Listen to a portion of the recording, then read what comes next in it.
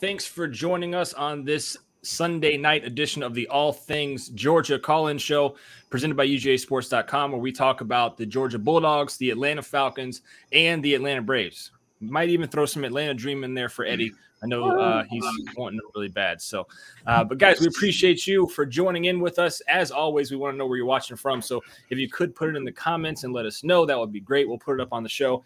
And then also we have a very special guest, Mr. Bill Shanks, a good friend of Eddie from Acworth. And Eddie, I'll let you introduce the man there. Yeah, I will. Well, good evening, guys. Hope you all are doing well. Happy Sunday to you guys. Yes, I want to introduce my friend Bill Shanks, host of the Bill Shanks Show, 3 to 6, Monday through Friday on the Superstations. And just a quick backstory on this. So I was one of those guys who back in 2008, I think it was, when we lost to Bama in that pour down when we had Mark Richt as our coach. And I kind of started thinking, Mark Richt may not be the answer going forward. Well, then we proceeded to lose that SEC championship, y'all all remember well, right? When we did not spike the ball. And I got very, very vocal at that point about Mark Richt was not the answer going forward. And I got so much pushback from my friends, family, et cetera. He's a good guy. Why don't you like 10 wins a year, et cetera? And I was looking around. I was like, does anybody agree with what I'm saying? Am I a nut job? And I found a link on Facebook that linked me to Bill Shanks' article that he wrote for I think it was the Macon Telegraph, right, Bill? He wrote and said, it is time for Mark Richt to go. And I said, there's a guy who believes in what I'm saying in the media. There he is. And so it said at the bottom of his article, how to listen to his show, the Bill Shanks Show, every day, 3 to 6. I listened the next day. I called in, and he let me on the air, and we discussed it. And he was great. And I must say a couple things about Bill Shanks' show. He's awesome at what he does. He's a great reporter. And what I love about Bill's show is that he's a fan like we are. He loves the teams. He loves our local teams, and it comes out. And the other thing he does, guys, is he lets callers like myself who call in discuss things. It's a sports talk show. Yeah, I know. He doesn't like that much, but you let me talk. You can hang up on me anytime you want. But anyway, all that being said, thank you so much for joining us, Bill. And not only that, he's become a great friend of mine, and I really appreciate it. So, Bill, let me start this by saying, can you please tell us how people can listen to your show and what you've been doing with the Superstations? Because I know you've been increasing your footprint down there across Georgia, middle Georgia mainly. But please tell us about the station and what you've been doing down there. Well, thank you guys for inviting me on. I appreciate it. And Eddie, you're a good friend. And I'm only friends with you because of your wife, who's hot. What an intro. Hell yeah. Let's go, Bill. I outpunted my coverage. What do you want me to say? Oh, that's the truth. No, let me tell you something. He did like he did like a Hail Mary full of grace out of his coverage. No, Eddie's a great friend, and we have a great time. We have fun on our show. You know, my show, I've been doing it for 16 and a half years, and I say that I want my show to be like the four of us sitting around at the Wild Wing Cafe shooting the bull, talking sports, and sometimes it's even better if there's a non-Georgia fan in the crew so we can make fun of them, like an Auburn fan, which is fun, easy to do, you know, because they usually Kelly, I love you, Kelly. And you know, hey, yeah, I think you did, Eddie, just from the profile picture. Yeah. Anyways, go ahead, Bill. But we try to have fun on our show by just talking sports. I don't want to talk about man stuff. I don't want to talk about what you're getting your wife for Mother's Day. I don't give a damn. I want to talk sports because, like Eddie said, I'm a Georgia fan. I'm a Braves fan. I'm a Hawks fan. Dumbass me. I'm a Falcon fan too. You can cuss on here, Bill. It's all right. You're good. Damn right. Good. I have been pent up with this anger on my show, not being able to say the word F all the time. No, I'm kidding. But so I love talking sports, and I love talking with Eddie. We have a great time on our show, but we have expanded. We're on in Macon, Warner Robins, and also now in Savannah on 104.3 FM. In Brunswick on 103.7 FM, in Waycross, Blackshear, where I'm from in Waycross, 98.5 FM, and thesesuperstations.com. So we just want to talk Georgia sports. That's all I want to talk about. I don't give a damn about LeBron unless he's traded the Hawks. I don't care who Swift is screwing unless he's screwing the Hawk. You don't care about Travis Y'all seeing Taylor Swift tonight? Oh, okay. All right. That's a huge deal tonight. Okay, real quick. I know we were just talking all things Georgia, and I know you don't want to talk about this. Over under 39.5 camera shots to Taylor Swift tonight. Oh my God. That's a tough number. It might be close. Travis, the only reason Travis is doing this, so she'll write a song about him when she breaks up with him. Oh yeah, right. For sure. Right. Yeah. That's the only thing, some like I dated a tight end. His end wasn't as tight as I thought, and some stupid ass song that was it's the post football career publicity, right? She's got all these great songs, and she has all these losers that go see her concert because they've been dumped like she has, and they just can't write songs like she can. But by God, she's going to be the poster woman for getting dumped because she's frigid. I mean, it's not my fault. Well, good show, guys. So we're going to end on that, right? Everybody, get out, everybody. So, let's start. We always start with the Georgia Bulldogs here because this channel. We've created this over the past few years here at UGAsports.com. It's really grown, based off the Georgia Bulldogs. And the reason we wanted to create this show, Bill, was that the Georgia fans that are on this channel that watch us religiously for everything that we put out, we want to give them something they can also watch about the Falcons and the Braves, but we also have to give them their Georgia Bulldogs from the start. So, we've already got somebody saying right here, let's talk about the dogs. We're getting there, Reggie. We're getting there, brother. Yesterday was a scary time, Bill, I think, for a lot of Georgia fans, and you're able to overcome it, though, 27-20. I don't think Auburn's the best team they're going to face this year, and they were down twice. One after half, that was scary. You almost had two fumbles back to back. You had one. Where's this Georgia team at right now, Bill? Well, I feel good about them, and I'm probably going to shock some people by saying this. I know they don't look like they're the best team in the nation necessarily right now. They don't have to right now. It's October 1st. It's not January the 10th. I think yesterday's game was exactly what Carson Beck needed to be tested.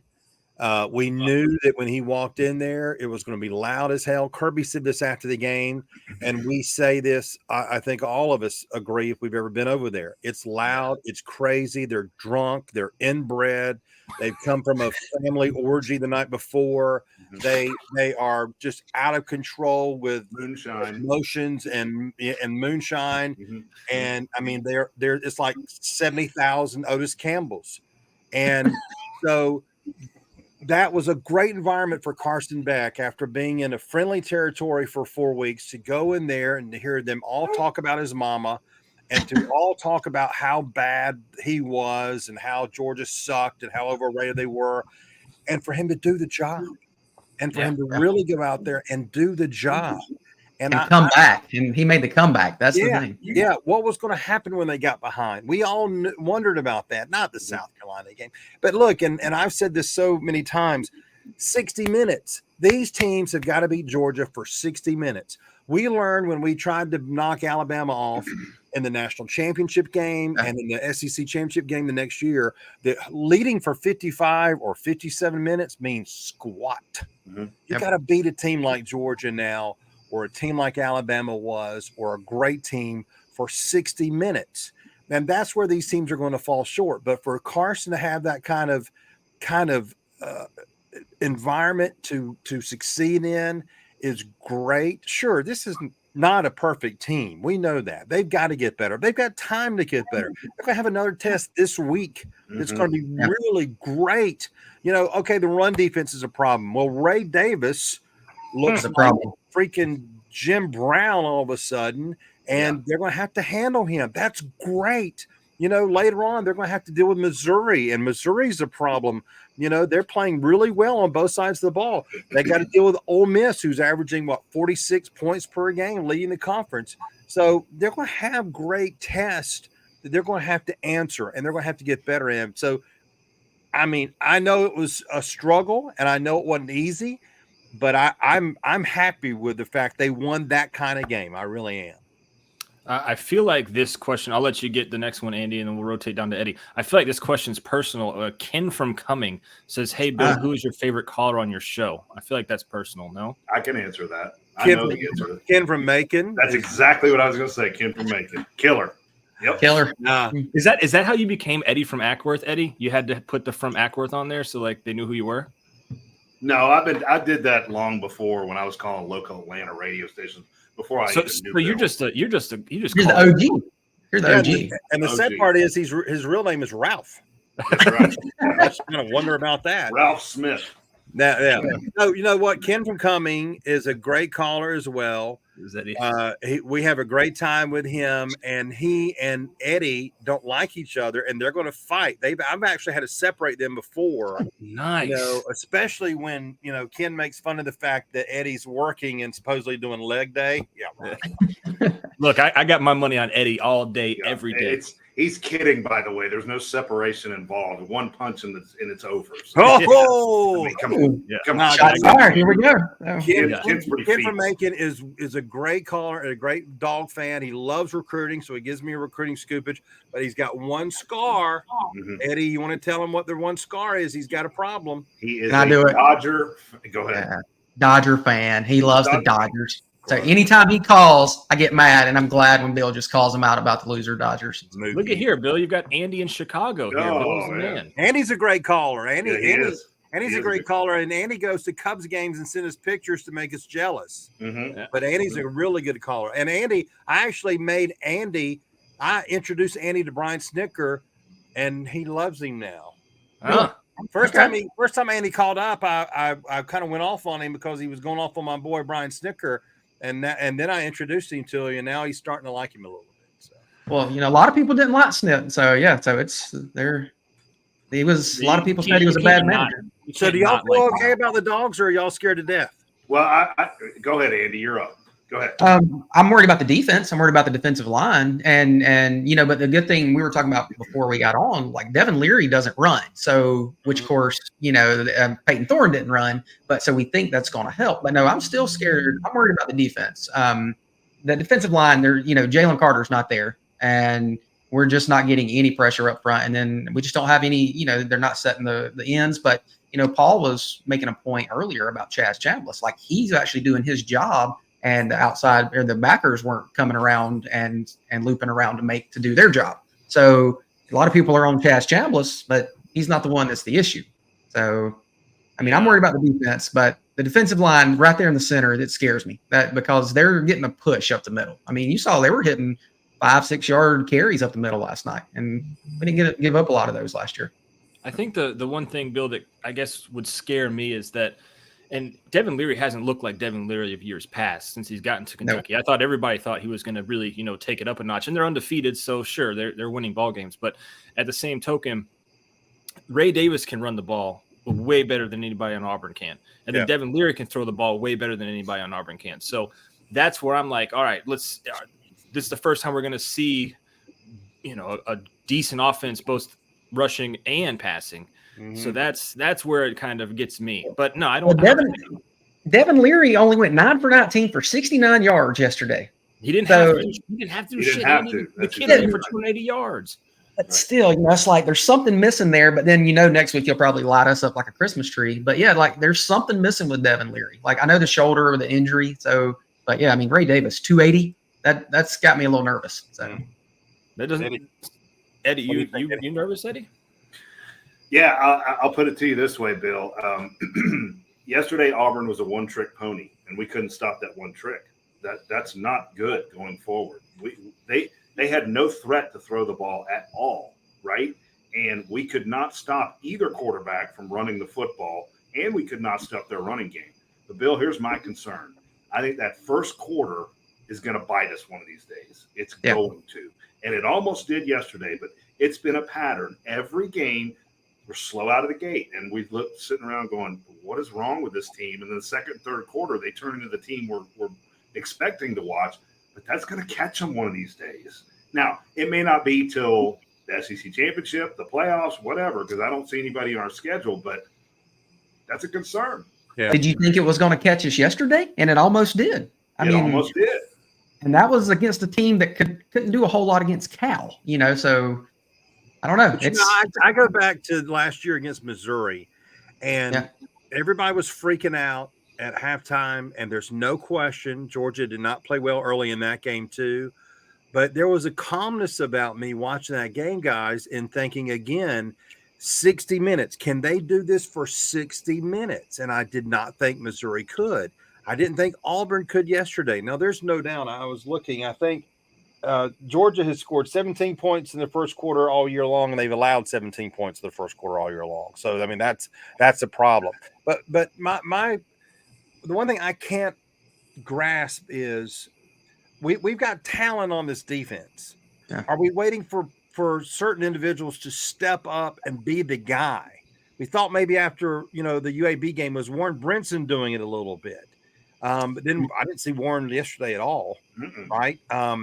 So, last year coming in, we knew Jalen Carter was going to be there. The year before that, we knew Jordan Davis was going to be there. I mean, we know there's talent there. Smile Munden's very good. The linebackers are very good.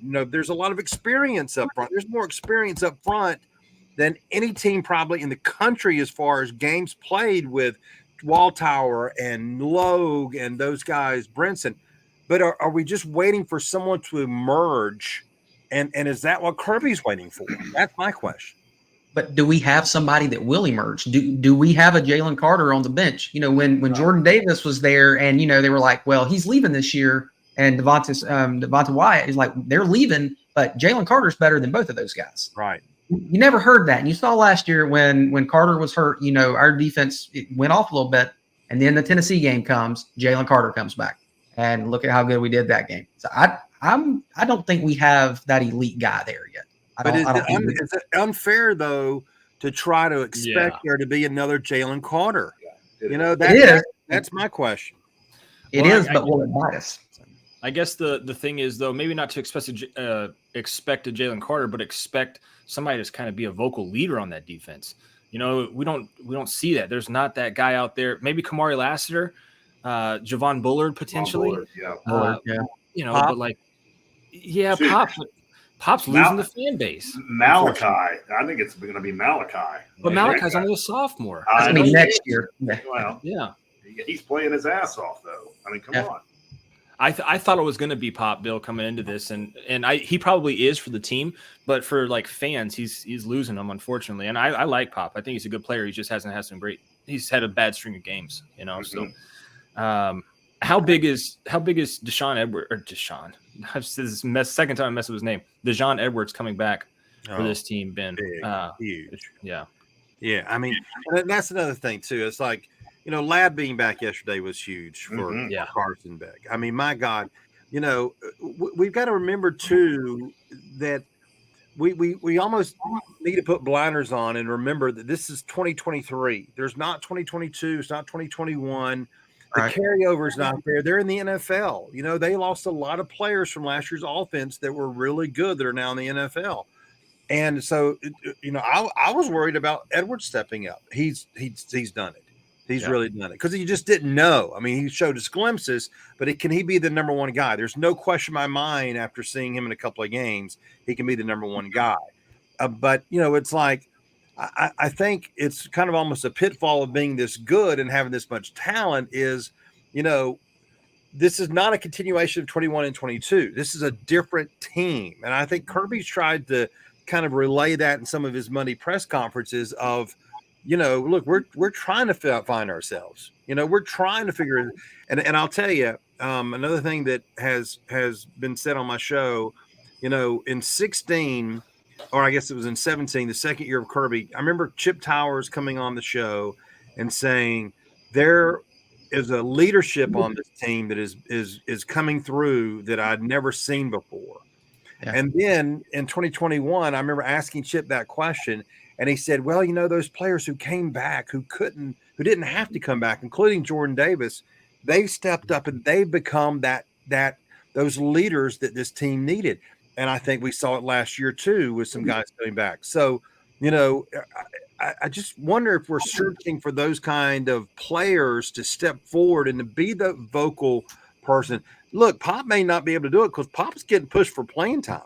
Yeah. Right? I mean, he's getting some – and I remember asking Dash, Paul, back in spring, I said, look, with all due respect to Jamon Dumas-Johnson, is he going to be able to hold his job with these linebackers here? And he said, well, he was an All-American. I'm like, yeah, but, look at these guys that are behind him. So Pop may not be able to do that because maybe he's, you don't know the personalities of these guys, but I just think there's too much talent there for us to be too worried about it. But this is going to be another great test for them on Saturday night, and I'm anxious to see how they do. I really am. I'm not worried about it necessarily because, again, Kentucky, they're a good team. They haven't played anybody. Mm-hmm. I mean, who have they played? I mean, I know Florida. Okay, Florida. What had Florida done? They beat Tennessee. They beat Tennessee, but how good of a was that really that quality of a victory? I don't know how good Tennessee is. I know what they did last night, but I don't know how good Tennessee is. But so I think Kentucky, and I've said all year long I was worried about Devin Leary because Devin Leary, before Devin Leary got hurt last year, that coach at NC State was talking him up as a Heisman Trophy candidate. Oh yeah, absolutely. And Blaine Gilmer loved Devin Leary. He called that guy the truth. So he's good. I mean, and those receivers are good. Brown and some of those guys are really good. So, I mean, that defense, and Kirby's going to be telling them all week, you can't play like you did last week against Auburn against this crew because they may score 40 on you. Yeah. So with Kentucky, I looked it up prior to the Florida game. They were 122 out of 133 in strength of schedule before the Florida game. I mean, their first 4 games were probably some of the worst I've ever seen. They got pretty lucky there, but they stomped Florida. So, I don't know. Is it like Bill said? Is there something to worry about? Probably not, but it's going to be a fun one to watch. I mean, you probably need to take your blood pressure medicine, Eddie, before the game starts. Well, I take it nightly, so it doesn't matter. Maybe I'll take 2 that night. Yeah. Bill, have you seen the point spread yet for the Georgia-Kentucky game? I'm not. What do you think? What do you think it would be? Yeah. Georgia's 0-5 against the spread this year, right? Yep. 12.5. 17. They got Georgia's a 17-point favorite. It opened at 15. It ran to 17. Wow. So that's higher than I thought it would be. That's a big number. I thought too. Yep. But I thought it'd be about 17.5 for Auburn, so I was wrong about that. And shoot, I said 21.5 for Auburn. That was so off on that one. Yeah. Have y'all seen the AP poll? Have y'all seen the AP poll that they released earlier? Mm-mm. Yeah, so Georgia's won. Yeah. They're still number 1, but there's a lot more votes going toward other teams now. So it's got Georgia, Michigan, Texas, and Ohio State. But yeah, the first place votes are dwindling a little bit. So how many does Texas have right now? They have 10. They're playing Oklahoma this weekend. That could yeah they do. Mm-hmm. Yeah, that's a big one. Well, there's parity. I think there's a little parity going on right now. I mean, tons. Who is, and I'll say this. I mean, Michigan and Penn State and Ohio State have very good numbers with their scoring defense. So you've got to, of course, who have they played? We always go through that a little bit, but still, I was asking the question earlier. If you're going to tell me somebody else is going to push Georgia for the national championship, you better talk about their defense. I don't want to hear about somebody scoring 45 points a game because that doesn't matter to me. Right. Who's going to stop somebody? I mean, there's USC yesterday. They got a big lead on Colorado. What the hell did they do? They got 41 points for crying out loud. Mm-hmm. They don't scare me. If Georgia had to get their shootout with them, I'll go all day along with them. Yeah. Mm-hmm. Give me a defense.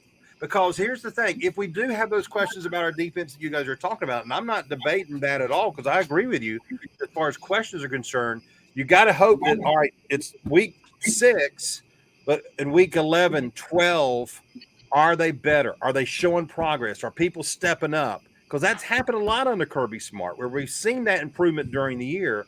And if not, it's going to be a question mark when we get into those big games. There's no question about it.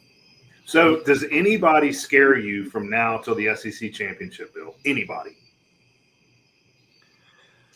Well, I think they're going to have 3. I think with Kentucky, Missouri, and Ole Miss, like I said earlier, I think those are going to be challenging. Florida does not scare me.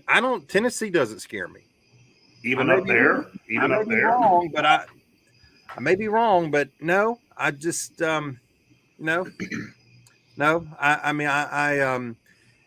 heard someone earlier this week on our station on another show say that they had heard that somebody had really complimented Missouri's defense because of the veterans on that defense. But look, they've got that running back second in the league in rushing. Brady Cook's doing pretty well. And Luther Burden, God knows he needs to transfer to Georgia for next year. Yeah. I mean, hey, anybody with NIL money listening to this show, you need to throw it toward Missouri for crying out loud. Jesus, holy Mary, that mother is a beast. He's probably got most of his payments from Missouri by now too, so you can double dip. You know, Oh, yeah. that's what I would do if I was a player. I'd be double dipping my junior year. In a heartbeat, wouldn't you? Yeah. Quinn Ewers did the same thing. He took the money from Ohio State for a year. He did it the same year. He was in high school, yeah.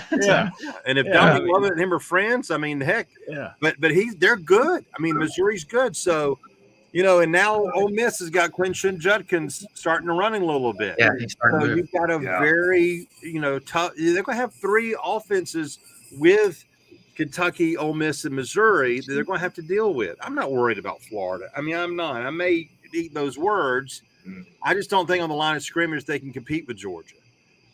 That's the one thing about Tennessee. And I'll tell you one thing now.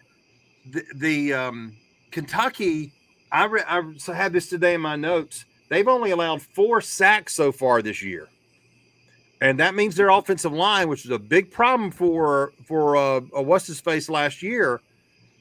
I mean, they were all like, well, he's not as good as he should be because the offensive line is not as good. Well, the offensive line was leaky last year. So through 5 games, they've only allowed 4 sacks. That's pretty good. They're tied with Georgia for that lead in there. So Kentucky's going to be a test. It's going to be hard, but Georgia, look, how will they bounce off of last night's game? How will they react to the type of game they had? That was a tough game. And look, when you lose close, tough games, you got to feel good about yourself. I know you can feel good about yourself when you blow the shit out of somebody, but when you play someone tooth and nail on their home turf and you beat them like they did, you got to feel pretty good about themselves. So I'm anxious to see how they kind of react to this. Not to mention it's a night game, Sanford Stadium. That place is going to be jacked up. Yeah. That's probably the best home game of the year, right? Oh, yeah, it's got to be. Yeah, I was hoping that College Game Day was going to come, but they picked the Red River Shootout. But I wondered if they would be there. Yeah. This was probably the only chance they had to come to Athens. It was this year, unless. Well, hold on. Where is Mizzou at home? Yeah, Mizzou's here. Yeah, Mizzou's here. So Missouri and all 3 of those games, are at home. So they'll come for one of those, I think. Let's switch gears to the let's watch these numbers just drop. Let's switch gear to the Braves. Why would they drop? Well, Paul, do you want me to give you a little dog track real quick? Oh my bad, Andy. Yeah, go ahead and give us our dog tracks for the week. So, Bill, each week we try to do dog tracks, and we try to single out like 3 guys that had a good day. And I haven't put anybody on here twice yet, but I had to put Quay Walker because that dude today, he had 19 total tackles, 10 solos, 1 tackle, 4 loss. 2 weeks ago, he had 18 total tackles. Yeah. Like we're wondering what's wrong with the defense. Well, that's what's wrong with it. We don't have that guy. We don't have Nakobe Dean. Yeah, I mean that's a lot of players that have left that have made the defense not what it was before. Exactly. So yeah, when I saw just think if you had Shannon Tyndall right now. Yeah, I mean exactly. That dude is crazy. You know. So then my next guy I found, which is a little different, but Tampa Bay played at New Orleans and the Buccaneers won. And Bill, what do you say about the Saints? They suck. There you go. Hate them and everybody around them. Yeah. So Jake Camarda, he had 4 punts for 190 yards. He averaged 47.5, 2 inside the 20, and as long of 63. So I think he might be the best punter in the league. I think maybe. Yeah. It was a good draft. And then the final guy I called out, Pittsburgh played at Houston, and Texans won at 30-6. But the Big O had his first catch of his career. He got 1 catch for 10 yards. So awesome. Nice. First catch. Awesome. And yeah, I know you didn't want to mention him, but Stetson.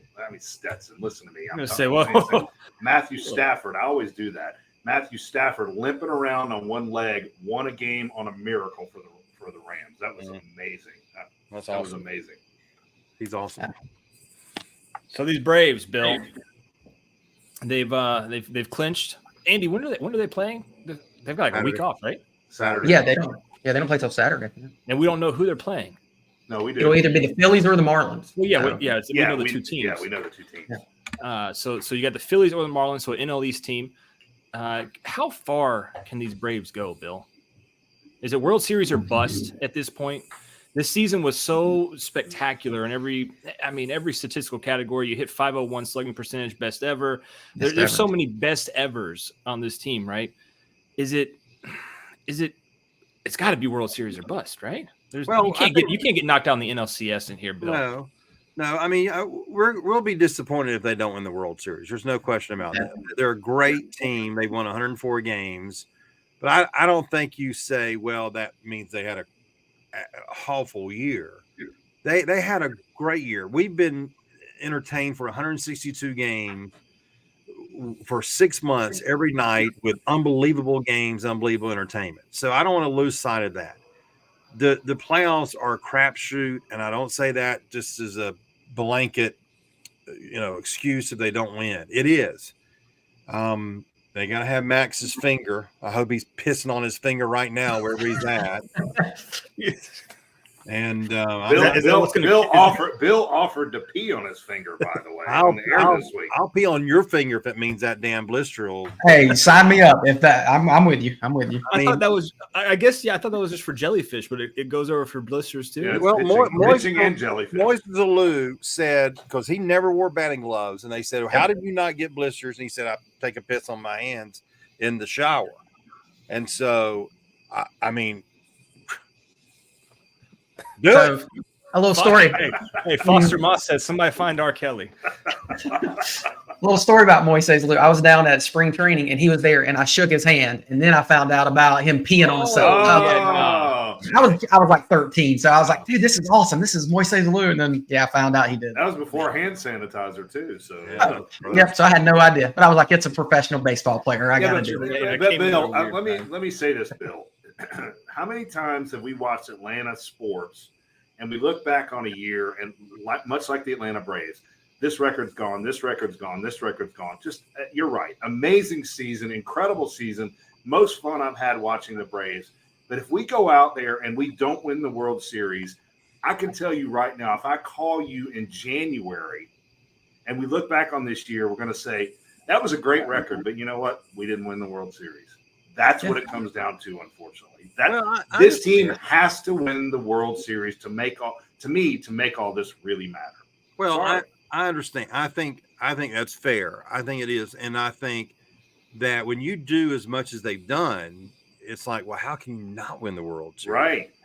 Then then that let's say BFS that someone came up with a long time ago, that beaten fan syndrome that Eddie from Acworth told me about a long time ago, comes in my head about, okay, Max is going to go out there in game 2 and his finger is going to pop open and there's going to be blood gushing out like, Jason from Friday the 13th has cut his finger off. Spencer's going to, blow his arm out and, they're going to have a bullpen game probably in game 3 because they don't trust Bryce Elder. That'll go sideways. Jesse Chavez, will come in and be the starter and he'll give up 7 runs. So we do go through this in our mind about these things that can happen. Right. But this is a great team.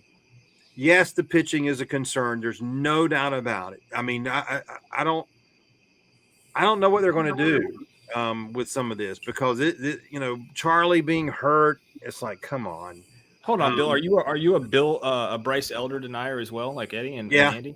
Oh, wow. Yeah, wow. I am. And every time I've done that, Paul, every time I've done that, he's come back and done something good. So maybe if we, talk shit about him all week long, he'll come back and do something good. But I think he's run out of gas. I think he's hit that brick wall because remember, he had only pitched 137 innings in one season.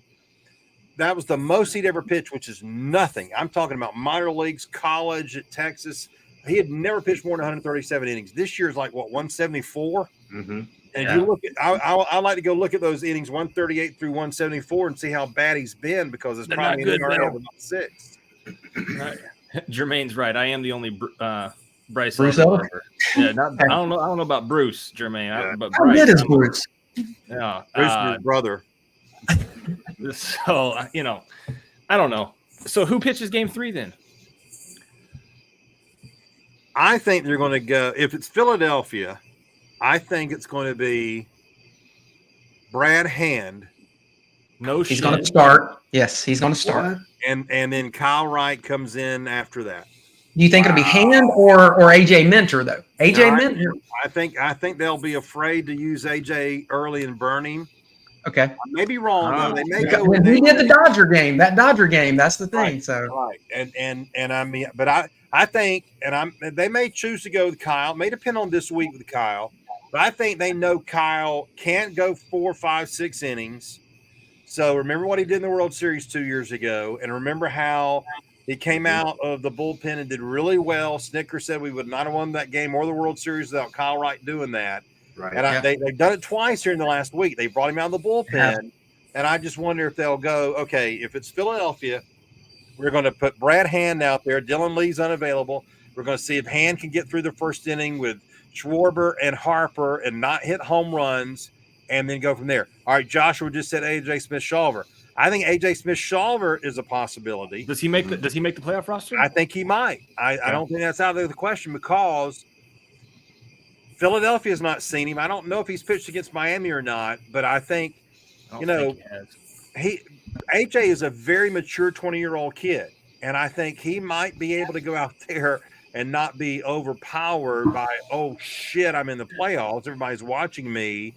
And I think he might be able to do the job. Again, they may have to piecemeal this thing together, but don't be surprised if your boy Bryce Paul is not on the first round roster. They may think that if they give him the first round off, he could come back in round 2 and get some. Exactly. I mean, because you remember he could have pitched today, and they said no, we're not. Right.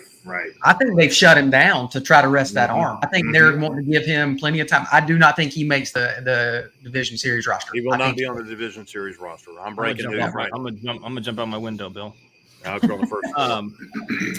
Smith-Shawver has not faced the Marlins or Philly. So I mean, and he was throwing BBs the other night. Yeah, BBs. I would be tempted by using him. I would probably, would you go with Hand in that first inning with Schwarber and Harper to see if he can get them 2 without having to give up a home run? Well, like that first inning stuff is going to be important. If you get into the series of the Phillies where it may be home run derby, that first inning crap that the Braves have been great at this year could be important. So I know they are talking about every possibility, and Smith-Shawver is on that list. Well, I'll say this right now about the Braves team, Bill. I have never seen a team that they can go down 5-0, 6-0, and we don't turn it off. Years ago, I'd turn the TV off. This game's over. They're never out of a ball game, and that's going to carry over to the playoffs because they've done it against Zach Wheeler, right? I mean, they just hit the hell out of the ball, okay? And if our catchers have stunk recently, it doesn't matter. 1, 2, 3, pick them up. Right. And that's going to carry over in the playoffs. It's just I've never seen a team that hits the ball as well as they do, and that's going to be huge in the playoffs. And we got to remember this, guys. The playoffs breed heroes. Exactly. We never could have imagined 2 years ago that we were going to see Eddie Rosario, who had barely played after he got traded over from Cleveland because he was hurt. Remember, he didn't play like the last 3 weeks of that season. But he became a hero in that series. Jock was a hero in the Brewers series. Then you had Eddie in the Dodger series. Then Jorge Soler. You had guys like Tyler Matzik. And that's let me bring up that point. All right, everybody's going to talk about the bullpen, and I get it. But we got to remember now, and Andy, you mentioned AJ and Tyler Matzik and Luke the Fluke Jackson did some great work in those 6th, 7th, and 8th innings 2 years ago. Will Smith was the guy that came through. Well, no question. But you got to remember now, Will Smith, he did give up an earned run in October. But as far as the high leverage innings with guys on base, most of Tyler Matzik. Other 3 guys, right? Tyler Matzik was the guy. Tyler Nutsack. Get it right. That's right. That's right. And he ain't there, but so I have a bobblehead back here somewhere, so he's on the you Does he have his nutsack with him? It's hanging out. Yeah, it's big. You can probably see it. It's right. Wow. Oh, wow. That's pretty good. Where'd you get that at? I can't tell. But it did come from the superstations.com. There's a good We're selling them. Yeah, we're selling them. You got to have Tyler Yates. You got to have AJ. You got to have Joe Jimenez. Those guys have got to pitch well. Those are the guys we're going to see with runners on base. and that scares me a little bit. Tyler Yates scares me a little bit because like the other night, he had freaking Dansby 0-2 and he hits him. I'm like, holy shit. It's 0-2 and you go and hit him and put him on first base. And it's like, come on, dude. You can't do that in October. No. So who does step up? The Dogfather says Ozuna from the Braves. Who does step up? Is it Pilar? I mean, there's only a couple guys. Pilar, Nicky Lopez, that like aren't everyday guys. Well, right? This team has played those. I'd love for one of those catchers to do it, Paul. Like you said, I would love. I mean, Darno and Sean Murphy have really struggled, but that doesn't matter. I mean, they can't get a big hit next week, right? Right. I mean, so that would be great to have that happen because they're going to be important. There's no question about that. But any one of them, like Eddie said, this team's never out of it. They're always able to come through. And if it's like, all right, how are they going to win the World Series? If they get good pitching, they're going to win the World Series because this team is going to score. They're going to swing the bat. They're going to hit home runs. And I think that's what you have to look at for. Bill, what do you think about what they're doing, what Snit's doing this week? And I don't know that it's ever been done. Certainly not for me as a Braves fan. I've never seen it done where they're kind of simulating these games and kind of they're getting one day off tomorrow and then they're going right back at it, kind of scrimmage like they're allowed, which I think is great. They're allowing fans in there. That's so cool. Snit gets it. But, I mean, that maybe kind of keeps them in some kind of a rhythm. What do you think about that? I love it. I like it. I mean, I think, these teams are still learning how to deal with this first round bye, right? I don't know if there is a perfect formula for doing that, but I think they learned last year that they kind of had a little bit of a downer after all that great energy with the Mets and the end of the season, and then we got to have 5 days off. So I mean, they've been clinched for 2 weeks now, but they had, the one good thing about it is they have been like, even today, they could have cashed in today, right? And I know their pitching sucked today, but I mean, those guys were going for some records like Zoom. So they were in it until the very end. He missed it by that much. Much. The record. Well, I mean, but Ozuna got 40 home runs and 100 RBI. I know. That's so cool. But cool. I mean, that's awesome, to do that. But it's like, they are always going to be in it. And that's why if they get that pitching. But, we got to see some big hits from some people. And you got to remember now, 2 years ago, Acuna wasn't a part of that. And neither was Ozuna. Neither. So, and Olsen, of course, was freaking Oakland, right? So, I mean, they're just a different group than 2 years ago, a much different group. Eddie, do you know anything about these scrimmages? Are they going to be 9 innings or? Well, so I have no idea. Go ahead, Andy. I don't know how. Alex Anthopoulos was talking about it today on the broadcast, and he said that Tuesday is going to be Max Fried. So it looks like Fried will be the opening day starter for the playoffs, and then they're going to go Strider, and we'll see. You don't think? Well, I'm glad that you guys brought that up because I was going to put my foot in my mouth and be like, "Hey, man, they're going to have a week off. Is that scary?" But apparently not. So I like. So this is the gates open at 4:30, and you can go watch it. And they're just gonna. I don't know if it's 9 innings simulated, but yeah, they said that it's they're gonna simulate it to keep everyone in the just in a groove. But yeah, he said Tuesday was gonna be Fried, and then they were pitch Strider on Wednesday. So that means. Oh, Strider's pitching Wednesday. Never mind. I was going to say Strider's going to start, but that won't be. I wonder. We'll see. I wonder in that situation, can you bring up the guys from like AAA, or is that a MLB Player Association thing to like get at bats in? I don't. Oh yeah, that's what they'll do. So you can do it. Okay, I didn't know if there was like some type of weird stipulation if they weren't. Yeah, they've kept a lot of the AAA guys around. Obviously, in Gwinnett, they've kind of kept them around. To do that. So yeah, okay. we'll see that, and I mean, look, Max, their decision again of what they're going to do with that pitching, even the order could be determined by what happens this week and who they play. Mm-hmm. Yeah. I mean, they're going to have, I'm sure they're going to sit around and have 2 different scenarios of what happens. And yeah, I mean, but there's all kind of different things they're talking about doing, but I think they've been leaning towards Spencer pitching game 1. Yeah, that's what I think. Because I think their belief is, okay, Max goes in there and blows out in game 1 and we freaking lose. Yeah. Then Spencer's got to pitch well in game 2.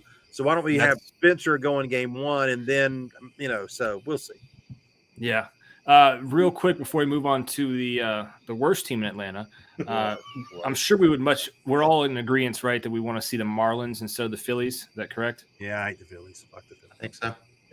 Yeah. Well, how nice. I mean, wait a minute. Let me stop all you guys. They did not forget what happened last year, okay? I don't give a damn, Eddie. The Phillies are better than the Marlins. I understand, but there's an extra juice with this team when it comes to I get it. We don't want to play the best team. I get it. But my goodness, the Phillies come up to Atlanta. This team's going to be locked in to beat their ass. I agree. I promise you. I agree with that. Promise you. I agree. Sure. I mean, there may be more juice because of that, And everybody's saying that the Braves are scared of the Phillies. Are the Phillies scared of the Braves? I think they are. They should be. Yeah. Anybody should be afraid of this lineup. Absolutely. Yeah. When you look at a lineup now, let me break a little more news here. That first 5 in the lineup of Acuna, Ozzie, Riley, Olsen, and Azuna, again, depending on the matchup, maybe split up a little bit. What do you mean? What do you mean? What do you mean? And those 5 may be 1 through 5 in the batting order against the Phillies. Who do you move down? Ozzie? They may move Harris up. Is Harris going to 2? Oh, Lord. Well, Harris was batting 6. He's been batting higher and higher. So They may put Harris second to go righty lefty, and then have Ozzie third, or even Ozzie fourth, to split it up because of those lefty relievers in Philadelphia's bullpen. Again, that's why we want to play the Marlins. We can just leave the lineup the same. We don't have to worry about that shit. You just play the Marlins. You don't have to worry about putting Michael Harris up here, this, that, and the other. Just play the Marlins. If the Marlins win, they're no pushover. I mean, it's not like, oh, we got it. I mean, come on. It's NLDS. And I think the Phillies got to be careful because they could overlook the Marlins. Yeah. Yes. They could think their shit don't stink and they're going to waltz right through those 3 games or win 2 in a row, and they better be careful because the Marlins they're good. I don't want to face Jorge Soler. I just don't. I love that guy so much. I know. Just go away. I don't. He scares me as much as Harper. Yeah, exactly. Stop it, Bill. Stop it. Playoff Bryce Harper. You're more scared of Jorge Soler. He's a beast, man. He's a beast. Bryce Harper is a Braves killer, though. That guy, he just hits home runs on us all the time. I don't know why, but that guy, he hits big home runs against the Braves. Well, he does. He's good. No, it's going to be tough. It's the playoffs. Every game, it's like when they made the final out tonight, I was at a restaurant before I came, and I told my buddy who was with me, I said, all right, that's it. Every pitch now is going to be a freaking heart attack. You're on the edge of your seat for every pitch, and that's what makes it fun. It's just unbelievable. Yeah. And 2 blood pressure pills, Bill. 2. Well, Bill, I got one quick question before we move on. I want to ask you about Ronald Acuna. Oh, okay. I thought you were going to You've been around baseball, the Braves, for a long time. Is he the best player you've ever seen? And is he the most talented player you've ever seen? And because sometimes talent doesn't always translate to player. And also elaborate on a 5-tool player for the people that don't know what that is. And, because Ronald Acuna is the definition of a 5-tool player. Well, I've written about that, Andy, and I think that when anybody in the future talks about a 5-tool prospect, all they need to do, instead of the people trying to Google what the hell a 5-tool prospect is, all they can do is say, oh, you mean he's Ronald Acuna? And then they'll probably say, well, no, he's not that good. And then they'll say, well, he's not a 5-tool player. 5-tool player is hitting for average, hitting for power, having the base running skills, having the defensive skills, and also having the arm. Yeah. And I mean,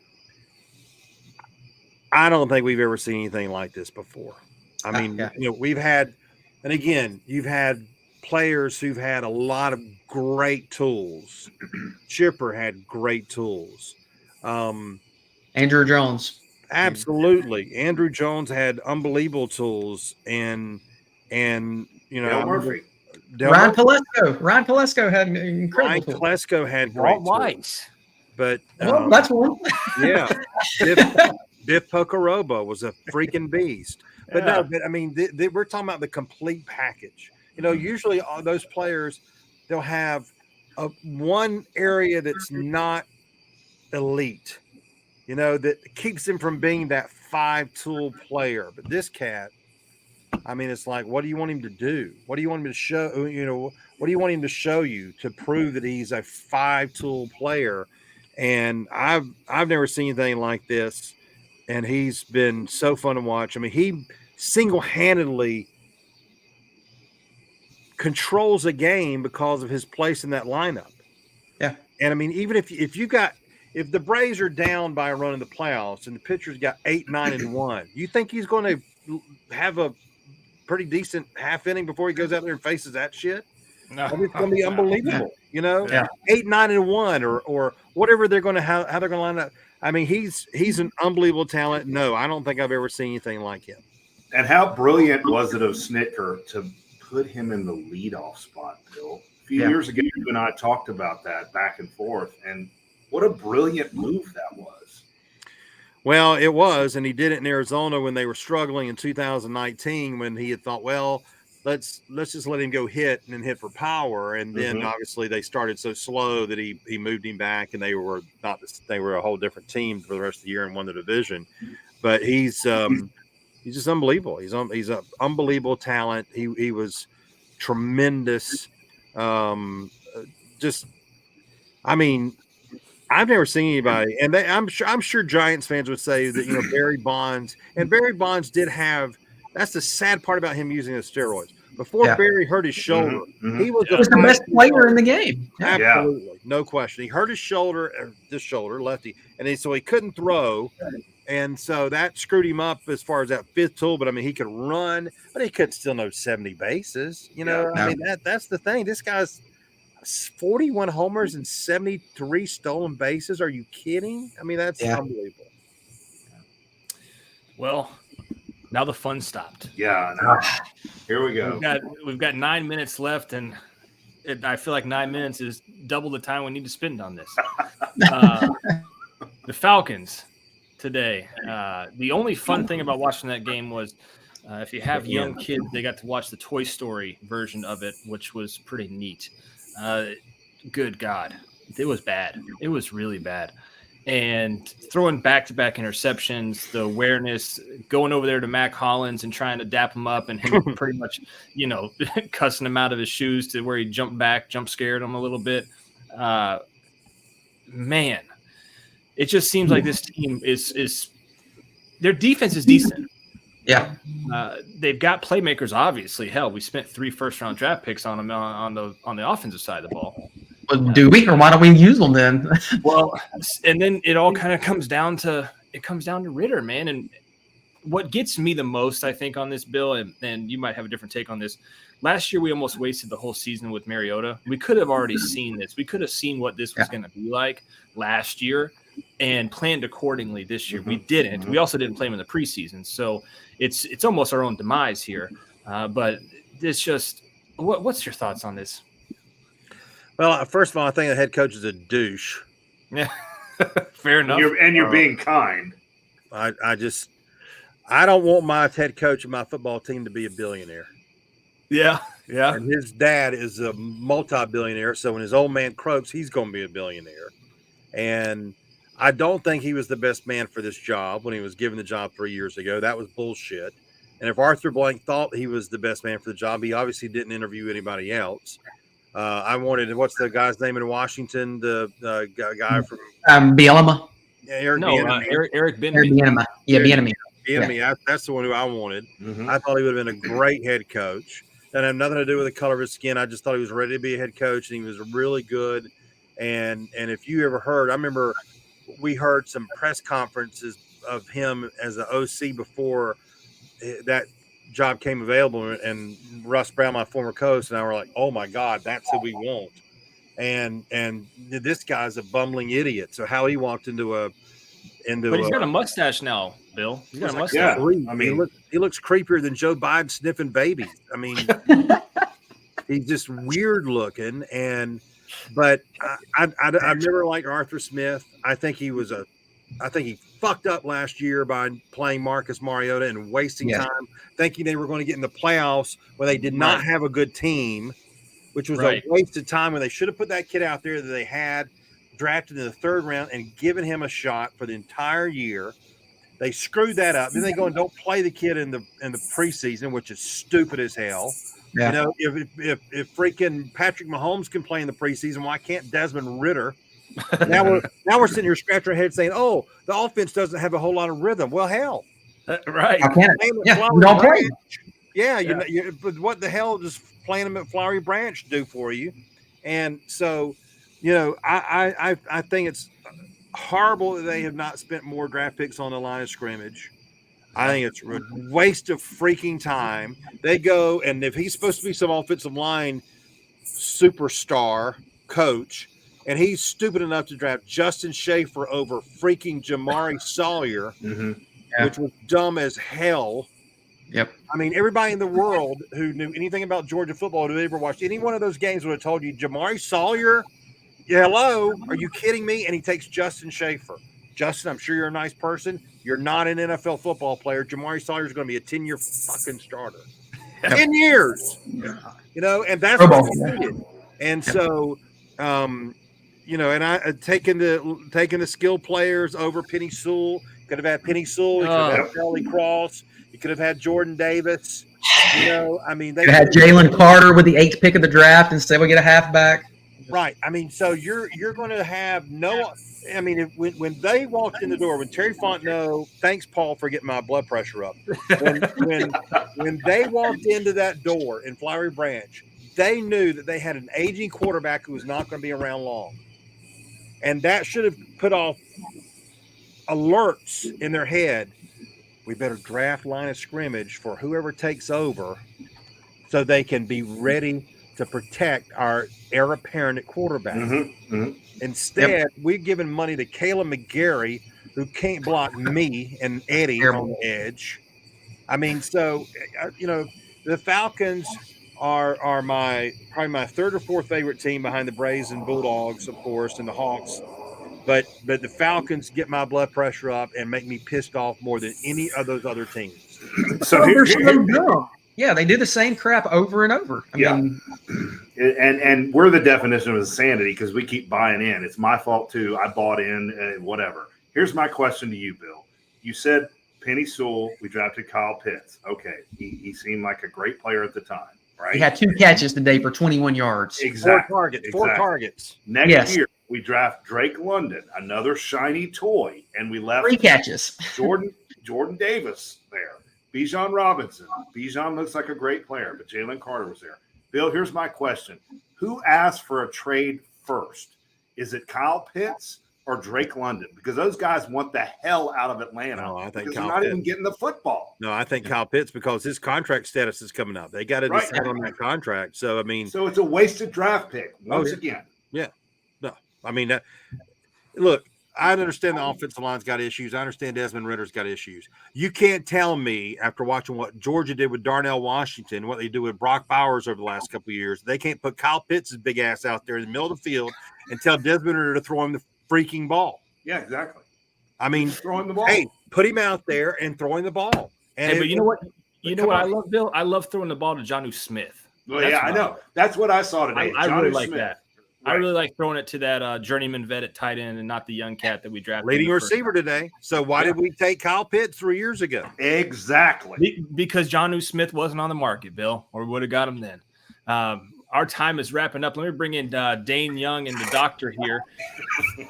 Guys. The doctor! I'm loving this. This is awesome. You guys know each other? Hey, I do Bill's show every Wednesday. He saves my show Wednesday at 4:20, and he hates Desmond Ridder with a passion. Wow. Wow, that's cool. That's cool. You do Bill's show. That's cool. Oh, he's awesome. Yeah. No. Wow. I never got a call. Okay. No. So we're about to hand this channel over to the Doc and Dane Young. They're about to do their Film Don't Lie. And it's not going to be on the same stream. We're going to have to shut this one down because theirs is a little bit more technical than ours. They've got to do some cool stuff on it and get this going. But wanted to bring them on. What are we going to see tonight in the Film Don't Lie, gentlemen? Go ahead, Dane. Brock Bowers is good. I mean, that's all you got to say. That's how bad this show was. We went 59 minutes and didn't say Brock Bowers. What the hell are we doing? Yeah. Well, we did talk about Desmond Ridder, though. Mike Bobo's sole job is to get the ball to Bowers in any way possible, and Georgia's going to win that way.